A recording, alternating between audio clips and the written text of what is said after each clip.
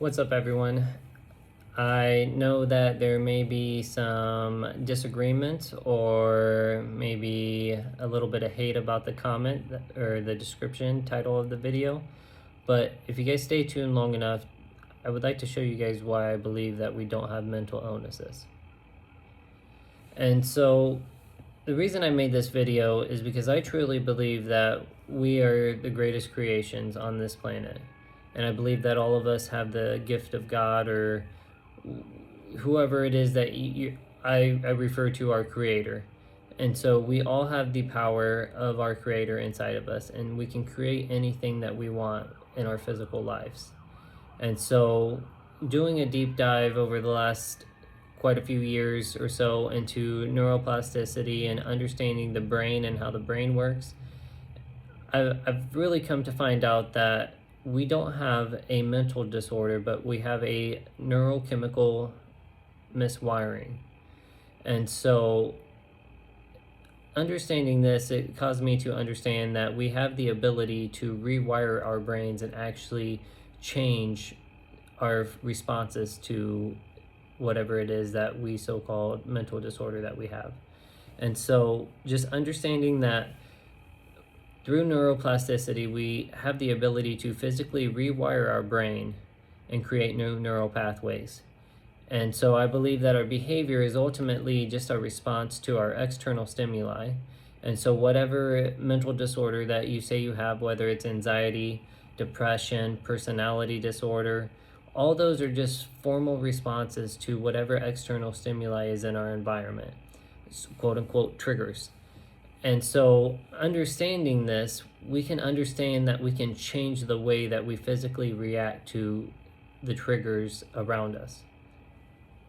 And so understanding that we can rewire our brain and change not only the physical part of our brain, but we can actually, through changing our thoughts and changing our thinking, we can actually heal our bodies. And I'm sure everybody, if you haven't, you need to go look into the placebo effect. And basically what that states is that through just thinking and believing, we have the ability to change our biology and our physiology in our body. And so looking at it from whether it's a scientific point of view or a spiritual point of view, and so understanding that when we change our thoughts, we can actually change our bodies and change the way that we react to the external stimuli in our environment. And that all starts with changing the story around whatever event it is that is triggering that. And a lot of that takes with looking inside and doing internal work. And that can be done through meditation. And I'm a huge backer of meditation and how it's changed my life, but not only my life, but how it's been able to help me change the people's lives around me. And so I just wanted to go through kind of the main three mental disorders that everyone seems to suffer from. And so starting with the first one, anxiety, because I believe that most of the population claims to have anxiety nowadays. And so understanding that anxiety is literally shooting the same chemical responses, just knowing that it is our body's response to the fear of the unknown. And so anxiety borders right in line with excitement. And so they're the same exact chemical reactions.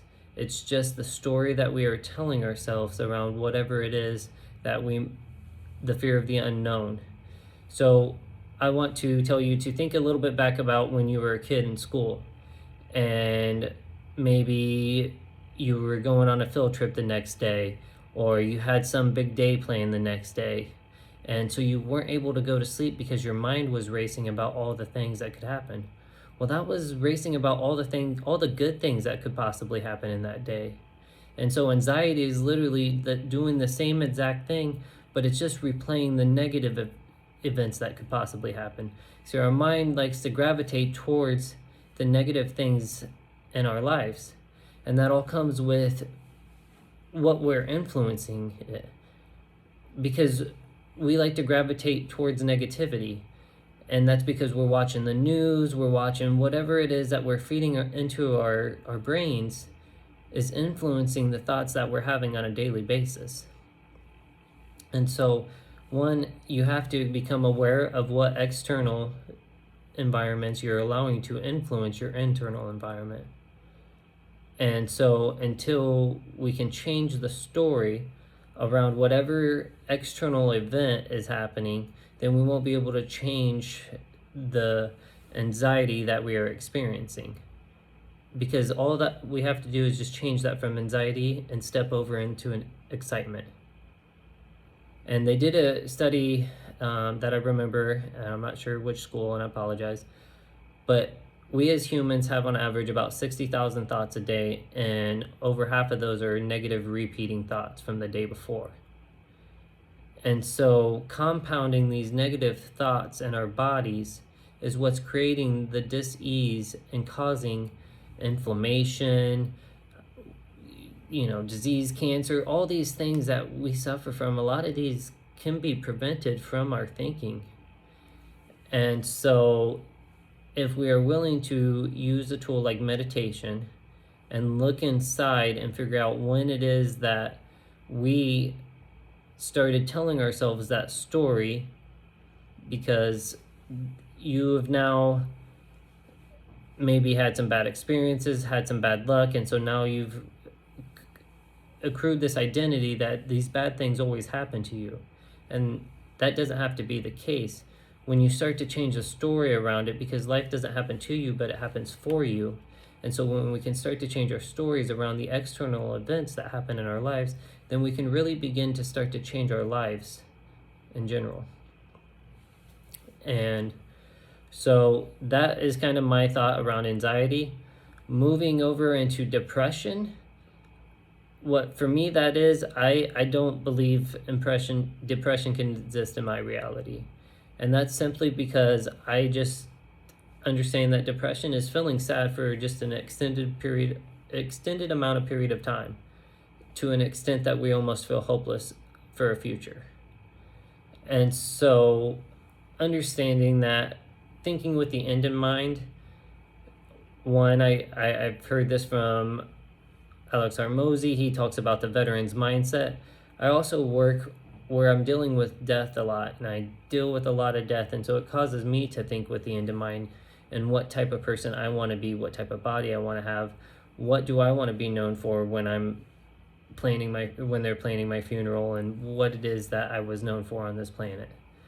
And so that's the type of future that keeps me excited and keeps me going for the future. And so understanding that yes, I can feel sad, I can experience emotions, but not allowing that to be what dictates my life. Being able to take over my mind and then shift it and understand that these things do happen. Yes, death does occur. We're all going to die one day. And so just really overcoming those things, then I'm able to understand that, there's not anything that, one, I haven't been able to overcome already, and two, there's not anything that I can't overcome in the future. And so I just wanted to share that with you guys, because I believe that it's not until we can create a compelling future that we can actually get rid of depression. And so when you're able to create a compelling future that can drive you and wake you up and change that story around, I'm nervous, or nothing good happens, or these bad things happen, well, those bad things happen to you because they're made to make you who you are. And so we have to start changing our story around those things. And when we start to do that, then we can start to see a future that is beneficial and one that's actually worth going for. And the third major one I wanted to talk about is borderline personality disorder. And so what I believe that stems from is a lack of clarity. And it's our body's response to adapting to a certain environment to make us feel safe.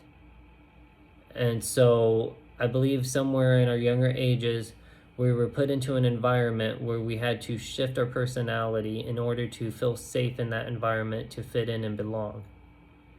And the thing is, we've still continued to do that over and over and over.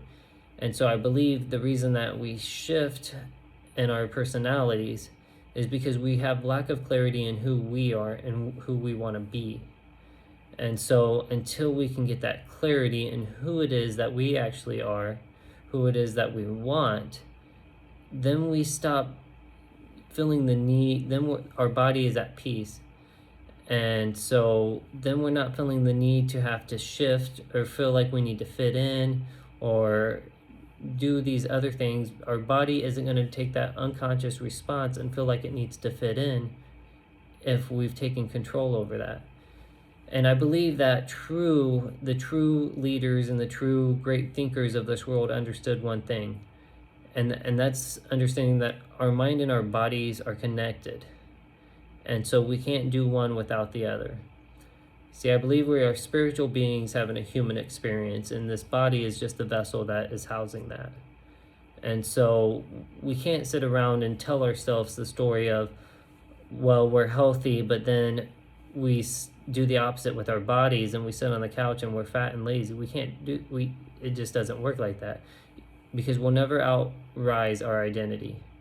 And so understanding just human behavior and change and patterns and programs, habits, whatever you want to call it, if you understand the way humans think, then you understand that you can change that thinking, and not only change your thinking, but change your thinking, you can change your body, and then you can ultimately change your life.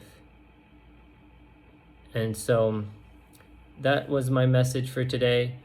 Just wanted to share that with you. So just once again, don't let society label you with whatever it is, because you're not bipolar, you don't have anxiety disorder, you don't have depression, you don't have borderline personality disorder. You're having a chemical response to the external environment. And so sometimes it takes changing that environment, because I truly believe that our environments are a powerful creator of the person we are to be.